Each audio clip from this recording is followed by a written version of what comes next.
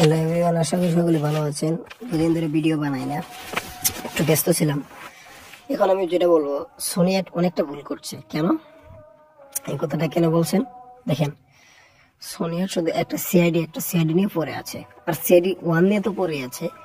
এই যে অল্প অল্প করে দিচ্ছে। আচ্ছা, সিআইডি 2 এখন চালু হয়েছে, এটা দিলে কি ওদের কামড়ায় নাকি? বালবে এটা আছে তো সুন্দর সুন্দর শো, এগুলো দেওয়া বাদ দেয় কি দেয়? সোনি টিভি রিমুভ হচ্ছে, সোনি এন্টারটেনমেন্ট রিমুভ হয়েছে, তারপরে সোনি সাপ রিমুভ হচ্ছে। সোনি এটা তো রিমুভ করা দরকার ভাই।